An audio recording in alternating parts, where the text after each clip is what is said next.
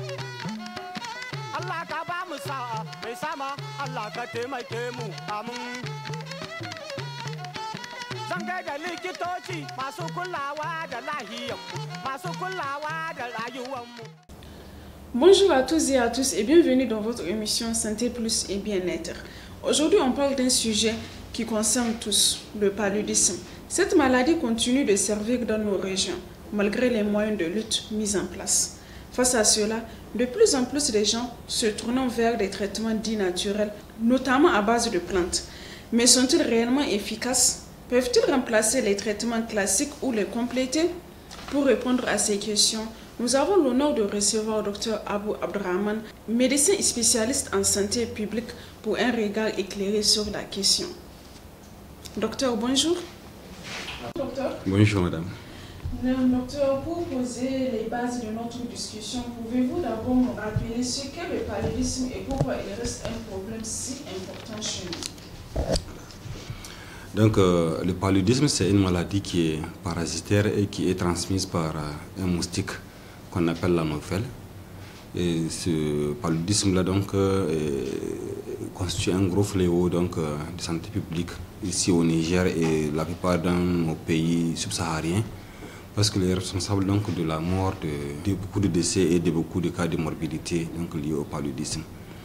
Donc c'est en ce sens-là que l'on érigé vraiment en un problème donc de santé publique et du fait de son corollaire donc de souffrance qu'il afflige donc à la population et aussi donc au développement socio-économique de nos populations, mais aussi donc à la perte aussi donc en vie humaine, surtout dans les tranches donc d'âge des plus jeunes et chez les femmes enceintes. Donc c'est ce lourd fardeau là donc qui fait en sorte que constitue vraiment donc une priorité pour nos pays et pour nos systèmes de santé donc dans la lutte contre cette maladie là. Merci pour ces précisions. Maintenant, intéressons-nous aux solutions médicales classiques disponibles. Alors, docteur, quels sont aujourd'hui les traitements officiels recommandés pour soigner efficacement le paludisme? Le paludisme étant une maladie qui est parasitaire, qui est transmise par un moustique, donc des traitements aussi, il y a une disponibilité donc des traitements qui sont médicaux.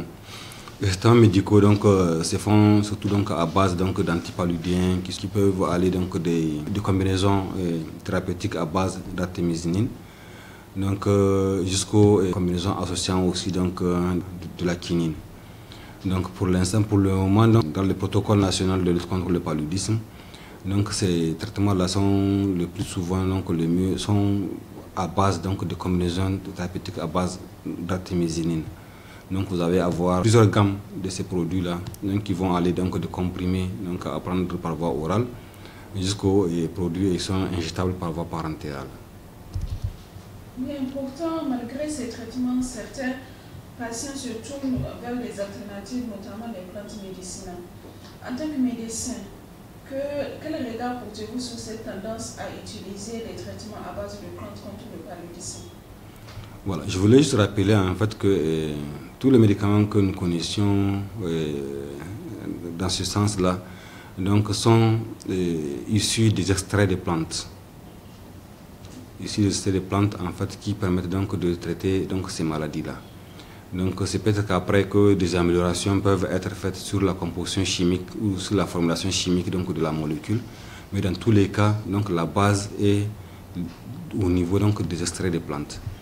Et ce n'est pas une mauvaise chose en soi si parce qu'on utilise la plante pour pouvoir traiter une maladie, tant que des études ou des constats ou des études d'expérimentation ont été menées bien, et qui permettent vraiment donc de conclure à l'efficacité de la plante ou négliger l'effet de la nocivité et la quantification donc, des doses nécessaires pour pouvoir donc, arriver à un bon traitement. Donc c'est des choses qui peuvent être complémentaires. Et ces choses aussi donc, sur lesquelles aussi, donc, nos pays doivent vraiment donc, se pencher afin donc, de renforcer la recherche dans ce sens-là pour permettre donc, de mettre à disposition de nos populations donc, des molécules qui sont vraiment donc, très de bonne qualité, qui sont accessibles à toutes et à tous et aussi qui peuvent permettre donc, de traiter donc, les maladies qui nous font souffrir dans nos États. Moi je pense que ce n'est pas une mauvaise chose en soi. du moment où en fait donc on a ce domaine donc qui est pris en charge déjà par les directions du ministère de la santé et de l'hygiène publique, donc notamment donc au niveau donc de la direction donc de la pharmacie et de la pharmacopée traditionnelle, donc qui s'occupe donc de cet aspect-là. Donc je pense qu'il va falloir donc renforcer la recherche médicale dans ce sens-là et pour pouvoir donc disposer donc d'assez de connaissances donc par rapport à l'usage de ces plantes-là. Justement, docteur, on va un peu parler en détail sur ces plantes. Y a-t-il des plantes dont l'efficacité contre le paludisme est reconnue par la science ou validée par les études sérieuses? Déjà traditionnellement donc on reconnaît en fait donc l'effet donc du quinqueliba. Donc ça c'était traditionnellement connu. Et aussi qu'il y avait vraiment donc des aspects qui sont très en relation avec une plante qui était à l'origine donc de la quinine. Ça c'était déjà depuis des temps anciens. Il y a aussi la découverte aussi donc d'autres plantes telles que l'artémisia qui est vraiment donc à la base donc de la fabrication d'autres médicaments tels que donc les combinaisons thérapeutiques à base d'artémisine, donc qui sont utilisés dans le cadre de la lutte contre le paludisme. Je sais qu'il y en a bien d'autres aussi donc qui sont peut-être connus ou pas connus, mais je peux déjà citer essentiellement ces plantes-là en fait dont l'efficacité donc est relativement prouvée donc par rapport à leur usage en milieu de façon empirique. Donc, pourquoi de façon empirique? Pourquoi? Parce qu'on ne peut pas te dire combien de doses, combien de feuilles il faut broyer, combien de ceci, cela il faut faire, combien de litres de tisane il faut boire pour pouvoir se traiter. Donc, c'est des choses en fait qu'on utilise de façon empirique, donc jusqu'à ce qu'on sente donc la guérison. Et si ces plantes peuvent parfois soulager, on peut se poser des questions, des limites. Quels sont les risques ou dangers liés à l'usage exclusif des traitements à la base de plantes sans consulter un médecin? Oui, en fait, c'est ça aussi donc le grand problème donc de la médecine empirique en fait. C'est qu'elle ne vous dit pas en fait en réalité donc quelle est la quantité qui est utile, quelle est la quantité qui est nocive donc pour l'organisme et quelle est la durée de dosage qu'il faut utiliser en fait. En fait, c'est un peu la limite. Le risque en fait c'est quoi? C'est l'abus donc de ces plantes là, mais aussi donc l'abus aussi donc de la population par rapport à l'utilisation d'autres plantes qui ne sont pas prouvées et dont on ne connaît vraiment pas donc l'effet sur l'organisme humain et qui à la longue pourrait créer des désagréments plus que de donner donc des solutions aux malades. Donc ça ce sont des aspects en fait qu'il faut regarder en profondeur et c'est un sens là que nous demandons vraiment qu'on renforce effectivement la recherche médicale sur ces aspects-là, qu'on appuie tout ce qui est donc pharmacopée afin donc de disposer vraiment donc de données assez claires, donc d'informations assez claires par rapport à l'usage de certaines plantes dans le cadre du traitement de certaines maladies. Vraiment les risques c'est des risques vraiment donc d'impact négatif sur l'organisme humain qu'on ne maîtrise pas. Et qu'en est-il des interactions, car certaines personnes mélangent traitements naturels et médicaments prescrits à l'hôpital? Est-ce qu'il existe des risques d'interaction entre les plantes médicinales et les médicaments antipaludiques classiques? Ce qu'il faut noter, c'est quoi? C'est que j'avais dit tantôt que la plupart de nos médicaments sont des extraits donc, des plantes. Donc, supposer que si on extrait de la plante, on donne à la personne et que la personne continue à prendre aussi la plante, on peut aussi donc se poser la question, est-ce qu'il n'y aura pas un risque de surdosage par rapport à la molécule qui a été prise en compte dans cet état d'effet-là, quoi. Par exemple, quand vous prenez donc, les CTA, donc les combinaisons thérapeutiques à base d'artémisinine, et que en même temps que la personne aussi prend des extraits de plantes, donc de l'artémisia, c'est la même chose, en fait, ce sont les mêmes composés. Donc on peut se poser la question du risque donc du surdosage qui peut arriver à ce niveau-ci. Mais pour l'instant, je pense que nous n'avons pas encore eu des références claires donc, par rapport à ce sujet afin pour pouvoir donc, éclairer donc, la population. Alors, docteur, selon vous, peut-on envisager une complémentarité entre la médecine moderne et la médecine traditionnelle dans la lutte contre le paludisme? Oui, bien sûr. Pourquoi? Parce qu'en fait, il faut toujours dire qu'en fait, encore que la science est vaste. La science est vaste et il y a aussi beaucoup de domaines qui n'ont pas encore été explorés par la science et que peut-être que la médecine traditionnelle aussi donc, l'a déjà fait. Donc vraiment, c'est ça qui fait en sorte que quand vous prenez tous les ministères de la Santé, donc s'attelle à rapprocher ces deux aspects donc, de la vie sociale afin donc, de créer une certaine synergie pour pouvoir donc renforcer donc la prise en charge donc des questions de la santé de la population. Donc la médecine traditionnelle et la médecine moderne donc sont complémentaires. Donc il va falloir que maintenant donc quitte à nos systèmes donc de pouvoir donc les rapprocher afin de créer une meilleure synergie donc pour pouvoir donc apporter des solutions de santé à la population. Mais pour que cette complémentarité soit bénéfique, l'information du public reste essentielle. Comment peut-on sensibiliser la population à un usage responsable des remèdes naturels sans qu'elle tourne le dos à la médecine moderne? D'abord, il faut faire un premier travail, je pense. Il faut bien structurer donc, la pharmacopée traditionnelle. Il faut la structurer, il faut l'organiser, il faut les encadrer. Donc, par rapport donc, à la délivrance, la fabrication, la délivrance donc, des produits ici donc, de la pharmacopée. Deuxièmement, il faut aussi, à leur niveau, aussi les sensibiliser pour qu'ils puissent aider à relayer aussi l'information. Et la troisième petite étape encore, donc, c'est de continuer donc, le travail qu'on a l'habitude de faire, en fait, de sensibiliser par rapport à l'usage donc, des médicaments non prescrits, que ce soit non prescrit par un médecin ou non prescrit par un médecin traditionnel, qui en réalité donc, aussi aurait déjà reçu donc, les connaissances nécessaires donc, en amont donc, pour pouvoir donc, bien administrer donc, les médicaments. Donc vraiment je pense que c'est un travail de fond qu'il va devoir falloir faire afin donc, d'aider à ce qu'on évite donc, des catastrophes donc, entre les deux systèmes.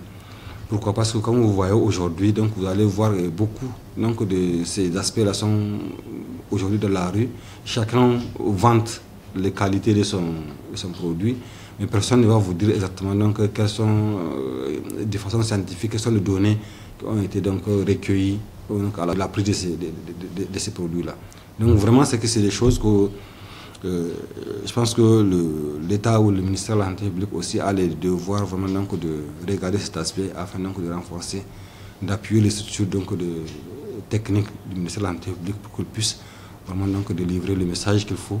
Et mais aussi donc d'organiser aussi donc l'autre aspect donc la pharmacopée traditionnelle afin qu'elle puisse être plus efficace et efficiente donc pour la population. Et justement, en comptant sur ces aspects, vous en tant que médecin, quel rôle peuvent jouer les professionnels selon vous, les professionnels de santé dans cet équilibre à trouver? Je dirais en fait d'abord les professionnels de la santé ils ont d'abord un cadre organisationnel. Ils ont des stratégies donc, qui leur sont vraiment propres. Et il y a des aspects d'abord qu'il faut d'abord noter. Il faut qu'eux-mêmes, les professionnels de la santé, le jour où, au moment où on aurait aimé aussi, donc que ces mêmes professionnels de santé aussi soient aussi renforcés ou bien formés en pharmacopée, en l'usage de la pharmacopée, afin vraiment donc de basculer donc, de façon opportune donc, entre les deux systèmes.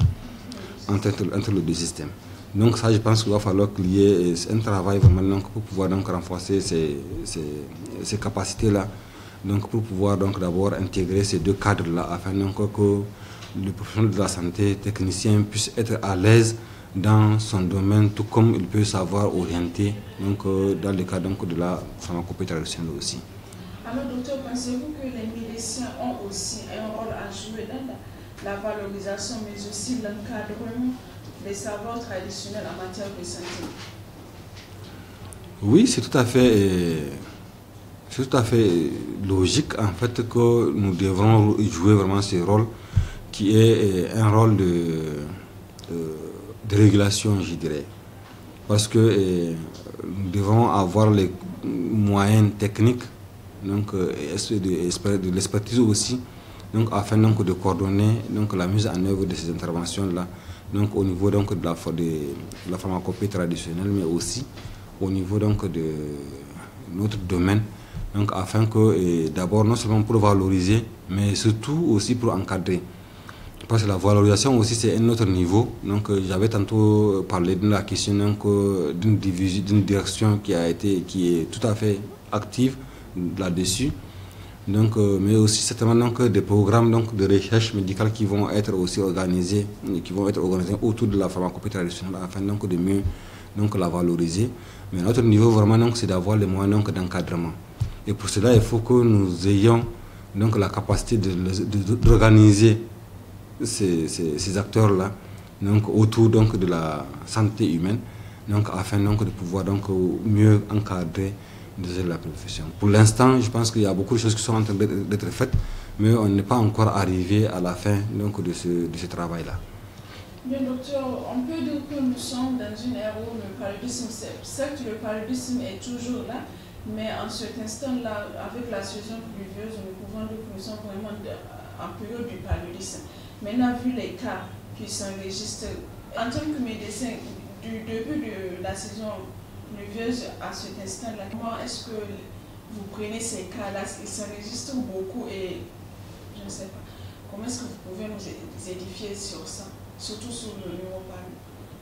Ok. D'abord, il faut noter d'abord que le paludisme est une maladie qui évolue.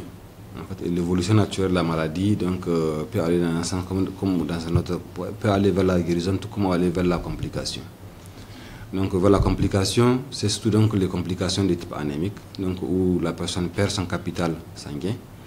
Donc il y a des complications qui peuvent être aussi neurologiques, donc où le fait que les vaisseaux sanguins au niveau cérébral donc, soient bouchés ou peuvent créer donc des crises convulsives, ou ce qui est donc le neuropalu ou de la confusion, un état vraiment donc, comment dirais-je, convulsif.